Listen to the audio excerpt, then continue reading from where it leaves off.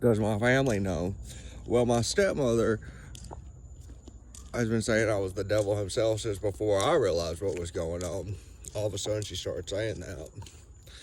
I think she went to a spiritual practitioner and found out something about me, but it's just a theory.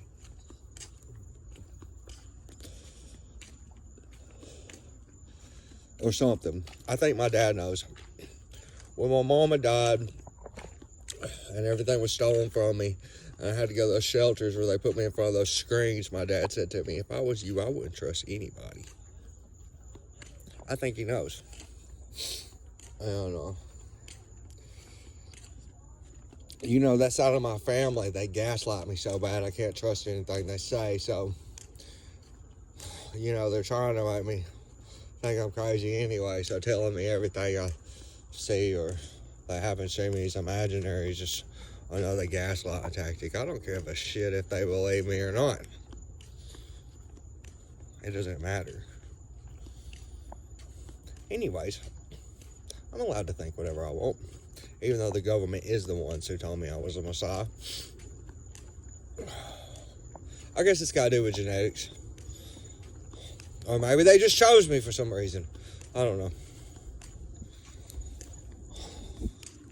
I don't know how it works. I'm pretty sure it's got to do with genetics, though. Probably all the way back to Jesus, Teresa. I know I have a young nature. I can't help it. I get self-conscious about it. I wish I looked like one of these, like, big, muscular, handsome dudes, but instead of a little boy. But it's just the way I look. I can't help it. But I'm not ugly. I don't think. Sometimes I do think that. I get self-conscious that I seem so boyish or young. I'm 35. I don't know. I guess I'm just the way God made me. That's what he told me. God told me he designed every hair on my head to look good in videos. He told me that in my dreams. I have a voice inside me that tells me things, and it says it's God. And some people would say that's crazy, but it's always right. It tells me things before they're going to happen. When I left Little Havana, I didn't know where I was going. I just knew I was going to get to Fort Lauderdale and bankrupt myself. They told me somebody was waiting there on me at the hospital, which I didn't even know which hospital I was going to. And you know what? There was somebody waiting on there on me. My friend Dylan Musselman, and he believed in me. I think there's certain people that are starting to believe me. He believed in me. He told me I was a real one. He also told me God told him I was never going to die, but I don't want to test the theory. When I told my counselor, who was Jewish, at the rehab, I showed her my speech, a message, my video, a message to the nation of Israel from the Messiah. The calendar fell off the wall. I thought that was spooky. Real spooky. She said, you can't be the Messiah. You're not homeless. I said, Jesus didn't have a home. Does the Son of Man hath nowhere to lay his head? No. Actually, I do. I'm not homeless. I'm doing very well for myself these days. I'm a full-time apprentice to a master carpenter / does everything else in the fucking world. And we work all the time, and he's paying me real well. And he loves me. He tells people I'm like the son he never had. I haven't told him who I am. But we do talk about spiritual things, and I did tell them they were doing mind control on me in Little Havana, and they turned me into a mind control slave to make videos for the New World Order. He believes me. We get along real well. I mean, he gets on my fucking nerves sometimes, but he's my boss. I suppose he's supposed to. His name's Adam. But everybody calls me by my first name here, Joseph. Because his name's Adam, and that'd just be confusing. How long have I been talking? What was I even talking about? Oh, I'll tell you all about another programming trip at work. Was going on all the time. Nothing these people said made any sense because it was all programming mumbo jumbo for months. 9 months I was there.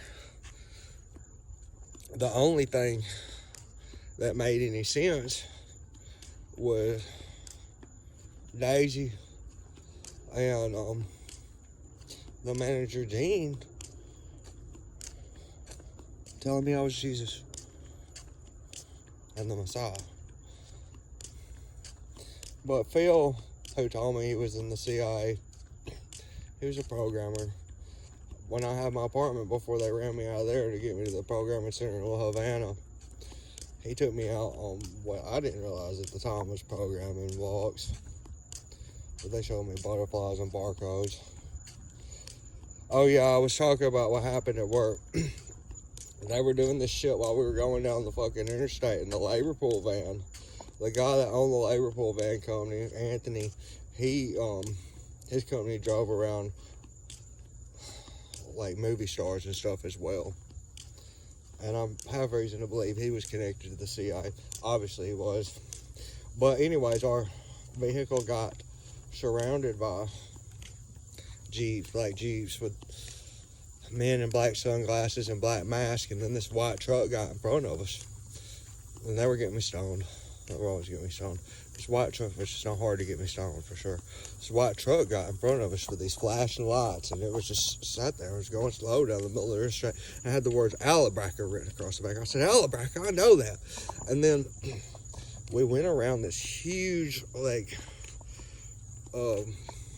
ramp, but it was crazy. It felt like going around a roller coaster, and this truck with the words Alabraca and the flashing lights was right in front of us the whole time. They were putting me in a trance, and then when that went off, and they were all in the military.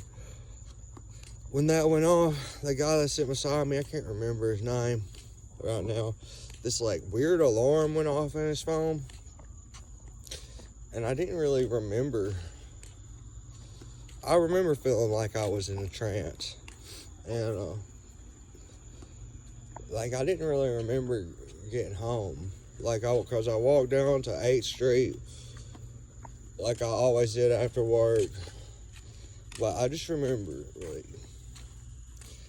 feeling like I was in a trance, and when people would talk to me, there's one guy, Nathan, at work, and he told me he was a programmer. And he had been in the military too. And I told him, I said, Nathan, I'm the most targeted individual I've ever met. And he said, unfortunately, that's what happens when Hollywood and the government team up. Does my family want to believe on the side? Probably not, considering they've treated me like dog shit. They're evil. I'm not even going to go into here to what all they've done to me. Well, the most recent thing they've done to me is when I was at that rehab, my dad told me they were going to help me, and they were going to pay for me to get into a halfway house. And I told him, I said, if he don't back out. Well, he waited for 2 days before I was supposed to discharge, and that Teresa, my stepmom, well, they told me they weren't going to, they waited until 2 days before I was supposed to discharge to tell me they weren't going to help me unless I took all the videos about Teresa Farler, my stepmom, off YouTube. So I took every single one of them that had her name on it off YouTube. And I called them, I said, listen, I did it. 52 videos. History's gone. And then my dad, which they did this, he said, you're a liar. You've lied. He said, you've lied. And he hung up the phone on me. That was their plan the whole time, to trap me into a situation of homelessness. They've done it before. I was homeless 10 minutes from their house. When my mama died, they wouldn't help me. When I got ran out of my house, my mama's house that I lived in, by my stepbrothers.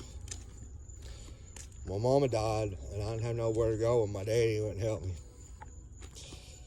for some reason they want me to be homeless. I don't know who would treat their son like that. I've got a college degree. I've got a bachelor's in fine arts from the University of Alabama, Huntsville in art history. I haven't got to use it much.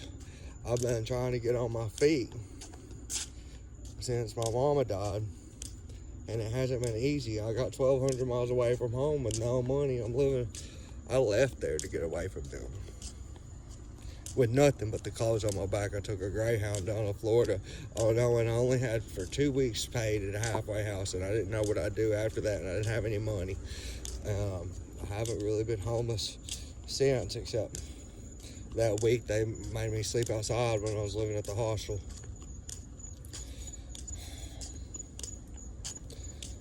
And they can call me schizophrenic or whatever they want to, my family. But I have overwhelming evidence of the stuff that's happened to me. I've documented everything. And that's what I'm doing now, documenting. I have pictures of the machines they hooked me up to and the screens they woke me in that got up. Well, I wasn't really awake. I was in some kind of altered state they'd put me in. I don't know how it works. I snooped around the facility before I went to bed, and I found the screen rooms because I was having missing time, and there was people coming up to me saying weird stuff that somehow knew how I was. And other people were saying weird stuff like, you're not the chosen one, you don't even have a house. For some reason, people always want to say that. People from my mama's childhood said that right before she died. They were like, you're a nobody, you don't even have a house. I was like, why are these people acting like I'm somebody special? Because I am. I don't know.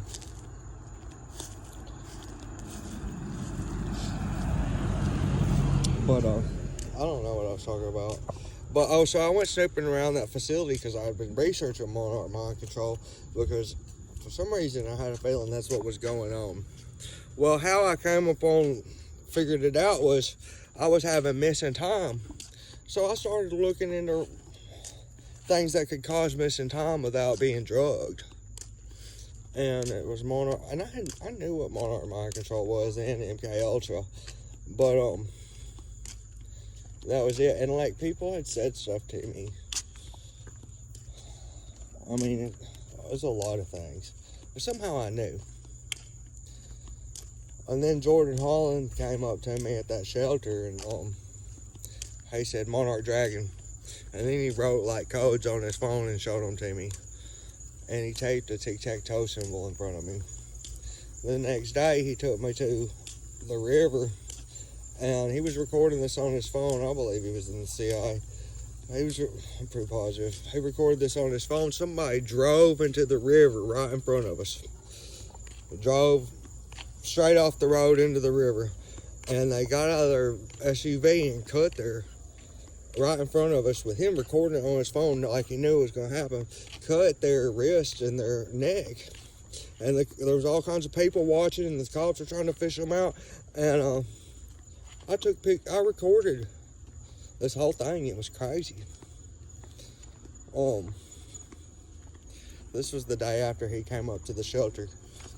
See, my family isolating me and trying to have me homeless is exactly what they wanted, because it put me in these positions they could do this stuff. Like when they trapped me in Little Havana, they got me for those screens through the shelter, because the shelter, it was at a church. I took pictures of this shit. It said on the door, out of sight, out of crime. It was crazy.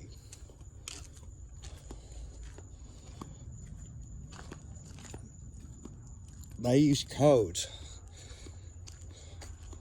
Monarch Mind Control victims are programmed with codes or triggers, and it can pop up on your phone, or somebody can show it to you, like the word Alabraca.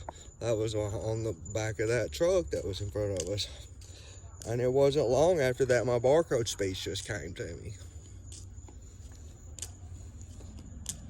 I know a lot of people just want me to disappear and want my work to just go unnoticed in history. I don't know if it will. I sure don't want it to. I want to build a temple. I feel like that's what this work I've been doing is about, is to attract investors to build a third temple. When I got to the hostel in Havana, the programming center for me, they told me, they said, we want you to do a video project to help a lot of people. And that got me videoing more. And then, you know, it's just so, I'm cold, you know, I may seem happy all the time, but I'm not. I get depressed a lot. When I got to Little Havana, it was right when Colt ditched me in the middle of the night. And I never heard from him again. And I was just heartbroken over that. And I was really broken. And, you know, anybody I've ever cared about has betrayed me, including my family, specifically. Especially my family, but other people as well. Nobody loves me. Or if they do, they certainly won't stay around. My boss seems to love me. But, you know, I don't know. I don't put my faith in other people. I'm not. Tasha and Bam are gone. I started smoking crack real bad, and then Bam stole Tasha's keys. I don't know. He was trying to steal a car. He turned out to be a major piece of shit. His dog's here. We don't know what's going to happen with her. And I feel sorry for the dog, but I don't want to take care of it. I want a cat. Anyways, this video is 16 minutes.